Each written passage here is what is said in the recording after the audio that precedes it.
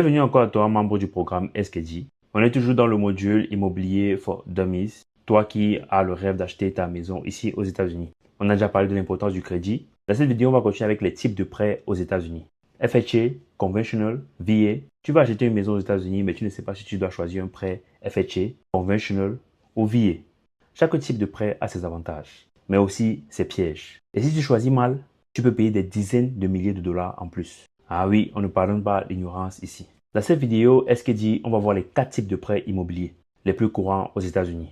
Comment choisir le bon selon ta situation, ton score et ton statut. Première partie, parlons du FHA Loan, plus populaire pour les primo-accédants.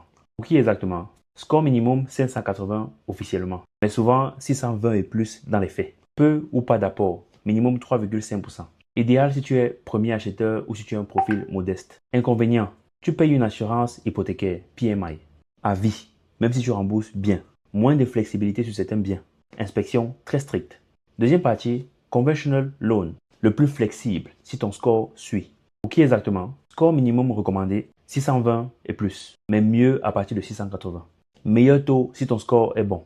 Moins de paperasse. En plus, tu peux annuler l'assurance PMI quand tu atteins 20% d'équité. Inconvénient, ça requiert un meilleur dossier globalement. Revenu stable, emploi clair, dette basse. Troisième partie, le VA Loan, pour les militaires et les vétérans aux États-Unis. Pour qui exactement? Tu es militaire actif, vétéran ou conjoint éligible. Zéro apport, 100% financing. Pas d'assurance hypothécaire, PMI.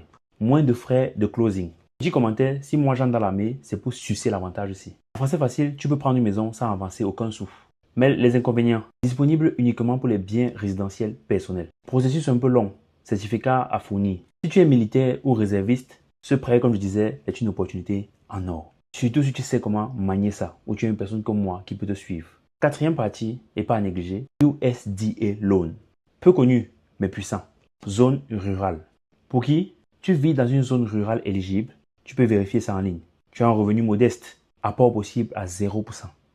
Les inconvénients, très restrictifs géographiquement, long à approuver, moins d'options urbaines. Cinquième partie, comment choisir ton prêt? Score en dessous de 640, prends FHA si emploi stable. Score entre 640 et 680, FHA ou Conventional si bon apport. Score 680 et plus, Conventional. Militaire, vétéran, est-ce que c'est encore réfléchi? VA Loan. Le diamant. Si tu es un résident dans une zone rurale, USDA si éligible.